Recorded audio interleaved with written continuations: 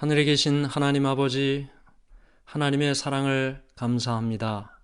우리가 살아가는 곳 어디에 있을지라도 우리를 택하시고 부르시고 우리의 머리털까지도 세시는 바 되시는 하나님, 우리를 그렇게 잊지 않고 지켜주시고 우리를 인도해 주시는 하나님의 사랑을 감사합니다. 오늘도 우리가 말씀을 통해 하나님께서 우리를 얼마나 어떻게 사랑하시는지 깨닫기 원하오니 성령 하나님께서 우리와 함께해 주시옵소서. 예수님 이름으로 기도드리옵나이다. 아멘. 오늘도 하나님의 말씀 앞으로 나오신 여러분들을 환영합니다. 우리는 지난 시간에 이어서 시대의 소망 2장 선택된 백성, 부제를 뭐라고 이야기했죠? 이스라엘의 7가지 실수라고 했습니다. 이스라엘의 7가지 실수 가운데 2가지를 지난 시간에 배웠습니다. 첫 번째는 어떻게 배웠나요? 첫 번째는 이스라엘 백성들을 하나님께서 이방인을 위한 축복의 통로로 삼으셨다. 그들에게 율법을 주셨고 그 말씀에 순종함으로 하나님께서 그들에게 복을 주실 것이고 그 복으로 말미암아 이방 백성들이 이스라엘 백성들에게 복 주시는 하나님을 믿도록 하는 것. 그래서 온 세상이 하나님을 믿고 하나님의 사랑을 깨닫도록 하는 것.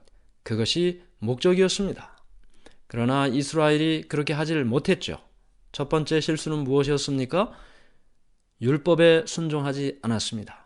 그 이유는 이 세상, 이 살아가는 그 시대의 꿈을 이루고 돈과 세상의 명예와 그 모든 세상적인 것에 초점을 맞추다 보니 영적인 하나님의 말씀은 점점 멀리하게 된 것이죠.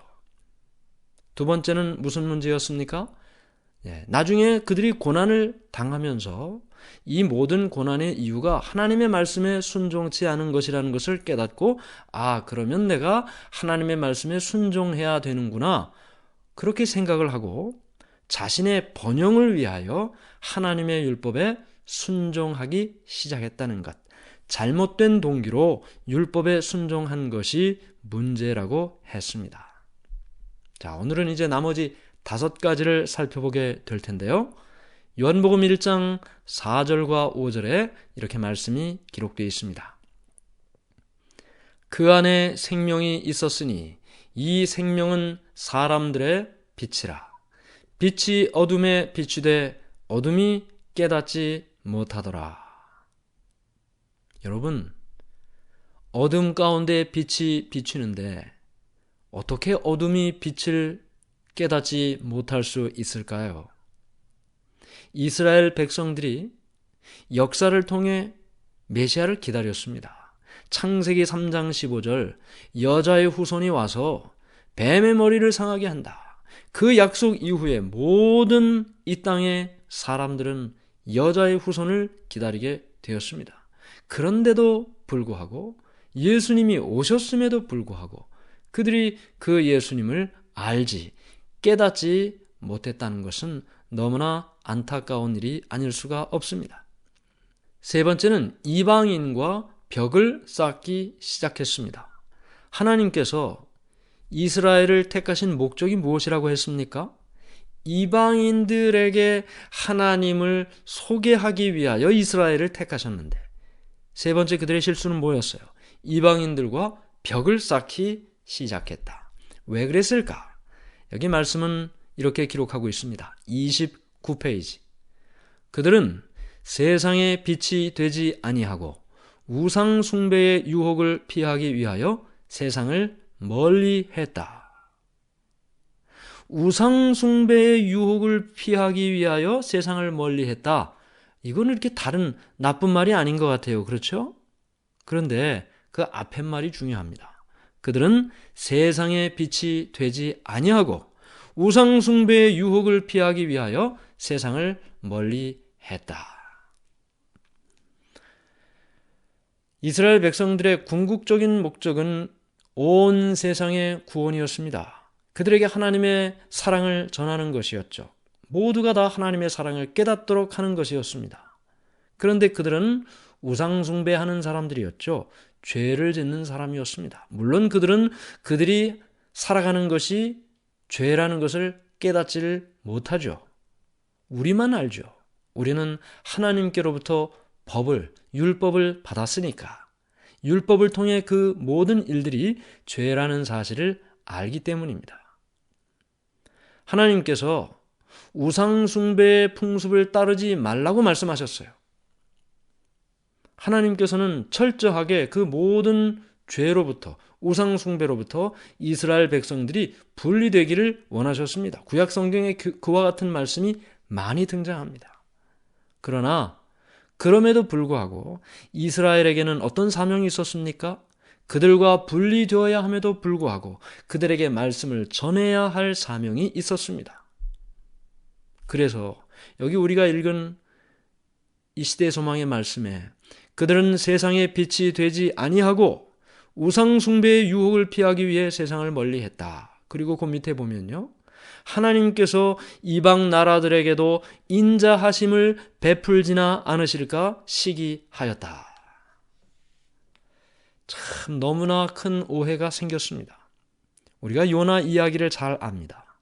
하나님께서 요나를 니느웨로 가서 말씀을 전하라고 하셨습니다. 심판이 이르러 오니 회개하라고요. 그런데 요나가 어떻게 했습니까? 도망갔죠. 정반대 방향으로 도망갔습니다. 왜요? 그 니느웨 사람들이 이스라엘 백성들을 못 살게 굴었거든요. 하나님을 알지도 못하는 그 이방 백성이 하나님을 믿는 이스라엘을 핍박하고 아주 고생을 시켰어요. 그런데 거기에 가서 하나님의 말씀을 전하라고 하니 요나가 마음이 좋을 리가 없죠. 그런데 그렇게 가지 않은 이유가 더 무엇입니까? 나중에 그 요나서에 더 자세한 기록이 있지만 하나님께서 말씀하신 대로 내가 가서 복음을 전하면 그들이 회개하면 하나님께서 틀림없이 그들을 구원하실 텐데 그렇게 그들이 구원받는 것을 원하지를 않았기 때문이죠. 그들은 이스라엘 백성들을 핍박하고 못살게 했으니 당연히 하나님의 심판을 받고 죽어야 된다. 그것이 요나의 생각이었습니다. 그런데 많은 이스라엘 백성들은 죄 짓는 저 이방 사람들은 당연히 심판받아야 하고 하나님께서 택하신 우리는 구원받아야 한다. 그것이 그들의 생각 속에 있는 당연한 생각이었어요. 그래서 하나님께서 이방 나라들에게까지 인자하심을 베풀지나 않으실까 시기했다. 자기들만 살겠다는 거죠. 자기들만 복받겠다는 거죠. 자기들만 행복하게 살겠다는 거죠. 그러면서 그들은 벽을 쌓고 이방인들과 분리된 채 살게 되었는데 이것이 그들의 세 번째 실수였습니다. 네 번째는요. 제사 제도의 본질을 잊어버리고 형식에 집착하게 되었습니다. 우리가 아는 것처럼 하나님께서는 모세를 통해 성막을 짓도록 했고 모든 이스라엘 백성들이 여러 제사 제도를 통해 하나님의 구속의 섭리를 깨닫도록 하셨습니다. 죄를 지으면 양을 잡아 제사를 지내면서 그들의 죄가 어린 양을 통해 용서받는다는 사실을 깨닫게 해 주셨습니다. 여러분들이 성소를 공부하셨다면 성소 제도의 모든 것입니다. 하나도 빠짐없이 예수님을 상징하고 있는 것을 여러분들이 기억할 것입니다. 성소로 들어가는 문은 동쪽에 하나밖에 없어요. 내가 곧 길이요 진리요 생명이다. 내가 생명으로 인도하는 문이다. 라고 말씀하시는 생명의 길로 인도하시는 문이 되시는 예수님이죠. 번제단에 활활 타오르는 제물은 무엇입니까? 세상 죄를 지고 가는 하나님의 어린 양. 우리를 구원하시는 십자가의 희생을 나타냅니다. 물두멍은 침례를 나타내고 있고 성막 안에 있는 분향단과 떡상과 그리고 금초대는 이 세 가지는 그리스도를 믿고 침례를 받은 이후에 이 땅에 살아가며 거룩하게 변화되어가는 성화의 세 가지 필수 요소를 상징하고 있습니다. 분향단은 기도고 떡상은 말씀을 읽는 것이고 그리고 금등대는 빛처럼 봉사의 삶을 살라는 예수님의 말씀이죠. 기도와 봉사와 그리고 말씀을 연구하는 일을 통해 우리가 하나님 앞에 매일매일 성장하는 그리스도인으로 살아갈 수가 있다. 이 모든 과정들이 다 예수님을 나타내고 있습니다. 그런데요, 여기 시대의 소망에 있는 말씀을 제가 읽어봅니다. 29페이지 계속해서 유대인들은 하나님에게서 떠나자 제사 제도에 대한 교훈을 많이 잊어버리게 되었다. 이 제사 제도는 그리스도께서 친히 제정하신 것이었다. 이 제도의 각 부분에 그를 가리키는 표상이 있었다. 이 제도는 생명력과 영적인 미가 가득 차 있었다. 그러나 유대인들은 그들의 의식에서 영적 생명을 상실하였으며 죽은 형식에 집착하였다. 본질에서 벗어나면 껍데기만 남게 됩니다. 사랑의 정신을 잃어버린 율법은 그것은 그를 복되게 하는 것이 아니라 그를 아주 까다로운 비판자가 되도록 만들어버리죠. 모든 성소의 제도가 예수님을 나타내고 있는데 그 예수님에 대한 것을 잃어버릴 때는 나머지는 형식밖에 남지 않는 것이죠. 생명력이 없는 죽은 형식. 이스라엘 백성들은 제사 제도의 본질을 잊어버리고 형식에만 집착했습니다. 사단은 이스라엘 백성들로 하여금 율법의 조항들을 많이 만들게 했습니다. 더 엄격하게 만들도록 했습니다. 그래서 이 율법을 지킬 수 없게 만들었습니다. 정말 열심히 하나님의 말씀대로 살고자 하는 사람이 이 율법을 정말 열심히 순종하려고 하는데도 도저히 순종할 수 없는 것을 만들었어요. 이로 인해 양심의 가책을 느끼고 오히려 점점 더 하나님으로부터 멀어져 가게 되었던 것입니다. 제사 제도의 핵심인 메시아, 예수님은 잊어버리고 제사 제도를 지키는 것에만 집착함으로 마침내 양으로 상징된 예수님은 잊어버리고 양만 제물로 드리고 오면 그냥 나는 다 깨끗하게 되었다고 자신하는 그런 형식적인 신앙인으로 만들어지게 됐던 것입니다. 이런 모든 문제들이 이스라엘 백성들의 하나하나의 실수였고 문제로 나타나고 있는 것이죠. 이로 인해 다섯 번째는 메시아의 사명에 대한 개념을 알지 못하는 실수까지 하게 됩니다. 제사 제도가 예수님에 대한 것으로 상징되어 있는데 그 예수님에 대한 것은 다 빼고 껍데기 형식만 지키고 있으니 그들에게 약속된 메시아가 무엇을 위하여 이 땅에 오는지에 대한 것을 모르게 됐던 것입니다. 여기 30페이지의 말씀에 이렇게 기록되어 있습니다. 유대인들은 메시아의 사명에 대한 참된 개념을 전혀 갖지 못하였다. 그들은 죄로부터의 구속이 아니라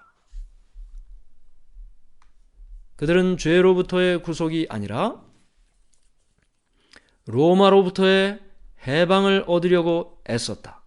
그들은 압제자의 권세를 깨뜨리고 이스라엘 나라를 세상 만국을 지배하는 나라로 높이는 정복자로 메시아가 오기를 고대하였다. 이리하여 그들이 구주를 거절할 길이 마련되었다. 우리가 아는 것처럼 예수님께서 이 땅에 오실 그 시대에는 역사적으로 로마가 그 전 지역을 제국으로서 통치하고 있을 때였습니다. 이스라엘도 그 로마 제국의 식민지로 있었죠. 물론 그들이 자체적으로 통치할 수 있는 형태는 가지고 있었지만 로마로부터 모든 일을 간섭받고 로마의 지시를 따를 수밖에 없었습니다. 그래서 그들은 그들의 조상 때로부터 전해 내려온 성경의 약속, 하나님의 약속, 메시아가 이 땅에 온다는 그 말을 그저 그들이 정치적으로 로마의 식민지 하에 있으니 정치적으로 독립할 수 있는 그 능력을 가진 자로 메시아가 이 땅에 오기를 고대했어요. 그리고 그 메시아를 기다렸습니다. 그러니까 하나님께서 약속하신 메시아는 생각지도 않고 자신들이 필요로 하는 메시아만을 기다리고 있었으니 예수님이 오셨어도 본인들이 생각하는 그 메시아가 아니니까 알아보지도 못했고 거절하게 됐던 것이죠. 그래서 그들은 메시아의 사명에 대한 개념을 정확하게 알지 못한 다섯 번째 실수가 있었던 것입니다. 여섯 번째는요, 지도자의 부패와 타락이 있었습니다. 어느 시대나 지도자의 부패와 타락은 부분적으로 발견됩니다. 그러나 이스라엘 백성들에게 있어서 그 시대, 예수님께서 오시던 그 시대의 지도자들의 부패와 타락은 정말 대단했습니다. 로마의 식민지 하에 있었다 그랬죠. 종교적인 지도자였던 제사장은 모든 권한을 가지고 있었는데 그 자신의 권한을 가지고 재정적인 목적을 이루기 위하여 사용했어요. 여기 이렇게 기록되어 있습니다. 제사장들은 여전히 큰 권세를 가졌고 그들은 그것을 이기적이고 재리적인 목적을 위하여 사용하였다. 만일 성전에 어떤 물건을 팔아야 한다. 성전에 재물을 가지고 와야 하는데 재물을 가지고 오지 못했으면 어떻게 해요? 재물을 구해야 되겠죠. 그러면 그 재물을 구입할 수 있도록 판매하는 사람을 두는 것입니다. 그것도 어떻게 해요? 독점으로 한 사람만 팔게 하는 것이죠. 물론 뒤로 이권에 대한 돈을 받고. 이런 모든 일들이 종교적인 지도자들에게 편만한 일이었습니다. 그러니 이런 지도자의 부패와 타락이 그 시대의 종교적인 상태를 우리에게 설명해 주고 있는 것이죠. 마지막으로 일곱 번째는요, 이런 가운데 있는데 말씀을 읽는다 해도 도대체 그 말씀을 올바로 깨닫고 이해할 수 있었겠습니까? 잘못된 성경 해석이 일곱 번째 이스라엘의 실수가 되겠습니다. 여기 이렇게 말씀이 기록되어 있습니다. 그들은 예언들을 연구하였으나 영적 통찰력이 없었다. 이리하여 그들은 그리스도께서 초림하시어 굴욕을 당하실 것을 가리키는 성경 구절들을 간과하였으며 그리스도의 재림의 영광을 언급하는 성경 구절을 잘못 적용하였다. 교만이 그들의 통찰력을 흐리게 하였다. 그들은 예언을 그들의 이기적 욕망에 일치되게 해석하였다. 우리가 왜 하나님의 말씀을 연구합니까? 오늘날 이 세상에 하나님을 믿는 사람들 가운데서도 잘못된 성경 해석으로 많은 사람들을 잘못된 길로 인도하는 사람들이 너무나 많이 있습니다. 저는 가끔 여러 정보를 통해서 잘못된 신앙을 하고 있는 그 일들을 들어보면요, 도저히 이해가 되질 않습니다. 성적으로 부도덕한 지도자를 왜 따라가는지, 아까 우리가 살펴보는 것처럼 재정적인 목적으로 마치 기업적으로 그 모든 신앙 공동체를 이끌어가는 그 사람을 왜 따라가는지 저는 이해를 할 수가 없습니다. 하나님의 말씀을 펼쳐서 이 말씀이 그러한지 분명하게 깨닫고 대조해보고 확인하고 바른 길인지 확신 가운데 그 길을 가도 그 길을 가기가 쉽지 않은 길인데 분명한 말씀의 확신도 없이 그저 옆에서 이야기한다고 말이죠. 사람들과 같이 있는 것이 좋아서 그곳에 그 길을 따라가고 있다면 그 끝은 어떻게 될까요? 너무나 안타까운 일인 것입니다. 이 당시 예수님 태어나실 그 당시에 종교 지도자들이 열심히 성경 연구했습니다. 그러나 첫 번째는 뭐라 그랬어요? 영적인 통찰력이 없었다고 했습니다. 이렇게 도덕적으로 타락하고 돈 때문에 부패한 사람들이 연구를 해봐야 어떤 그 영적인 통찰력이 그 말씀에 있겠습니까? 성경에 여러 말씀이 있는데 그 말씀이 어디에 어떻게 적용되어야 하는지를 정확하게 판단하지 못하는 거죠. 예수님께서 이 땅에 초림하실 때 어떤 모욕과 굴욕을 당하실 것인지에 대한 말씀이 있는데 그거는 덮어버렸어요. 그리고 예수님께서 이 땅에 재림하실 때 영광 가운데 오는 그 기별을 예수님의 초림에 적용을 해버렸어요. 왜요? 그들은 이 땅에 왕으로 오실 메시아를 기다렸기 때문이죠.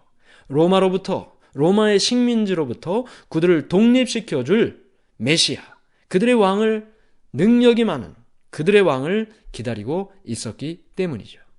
그래서 그들은 그런 목적 때문에, 그런 마음 때문에 성경에 나타난 말씀을 말씀 그대로 깨닫지 못했고 잘못된 적용으로 잘못된 신앙생활을 하고 있었던 것입니다. 오늘 우리가 지난 시간에 이어서 이스라엘의 7가지 실수를 살펴보았습니다. 하나님께서는 이스라엘을 선택하셨습니다. 2장의 제목이 선택된 백성이죠. 그들을 통해서 하나님께서 율법을 주시고 다른 이방인들에게는 율법 주지 않았습니다. 이스라엘에게만 율법을 주셨습니다. 왜냐하면 그 율법에 순종함으로 그들이 복을 받을 수 있게 하셨기 때문이죠. 그러나 그들은 자신의 목적을 위해서 율법을 내던졌습니다. 순종하지 않았습니다. 그로 인해 그들은 많은 고통과 고난을 겪게 되었습니다. 첫 번째, 율법 순종하지 않은 것이 그들의 실수였고, 두 번째는 이제 율법을 순종해야 된다고 생각은 했지만 잘못된 동기로 율법에 순종했어요. 자신의 번영을 위해 율법에 순종할 것이라고 생각했어요. 하나님과의 사랑에 관계 없는 율법은 껍데기인 것입니다. 세 번째는 이방인들과 벽을 쌓기 시작했습니다. 그들에게 복음을 전하는 것이 사명인데 그들에게 담을 쌓고 그들과 오히려 접촉도 하지 않고 그들은 멸망받을 자고 자신들은 구원받을 자로 생각하게 된 것이죠. 네 번째는 제사 제도의 본질을 잊어버리고 형식에 집착했습니다. 예수님은 다 잊어버리고 껍데기만 지키고 있었던 것입니다. 다섯 번째, 메시아의 사명에 대한 개념을 알지 못했어요. 그들이 기다리던 메시아는 그들의 나라를 부강한 나라로 만들어주는 왕으로서 오기를 기다렸습니다. 그들은 지금도 기다리고 있습니다. 예수님이 이미 2000여 년 전에 오셨음에도 불구하고 말이죠. 여섯 번째는 지도자의 부패와 타락이었습니다. 일곱 번째는 잘못된 성경 해석. 이 모든 것이 이스라엘의 7가지 실수요. 예수님께서 오실 때도 그를 영접하지 못한 문제였던 것을 생각하게 됩니다. 오늘 우리의 신앙을 돌아봅니다. 하나님께서 우리를 택하시고 부르셨습니다. 복을 주시기 위하여 하나님의 말씀을 우리에게 주셨습니다. 그 말씀을 따라 순종하고 살아가는 길을 우리에게 말씀하셨습니다. 하나님과의 사랑의 관계로 살아간다면 우리는 이 하나님의 말씀과 율법을 순종하지 않을 수가 없습니다. 하나님을 사랑하기 때문이죠. 오늘도 주님의 사랑을 통해 하나님의 말씀을 따라 살아가는 우리 모두가 되기를 간절히 바랍니다. 하늘에 계신 하나님 아버지, 택하시고 불러주시니 은혜를 감사합니다. 주신 말씀을 따라 순종하고 살게 하시고 하나님의 사랑의 관계로 주를 위하여 살게 인도해 주시옵소서. 예수님의 이름으로 기도드리옵나이다. 아멘.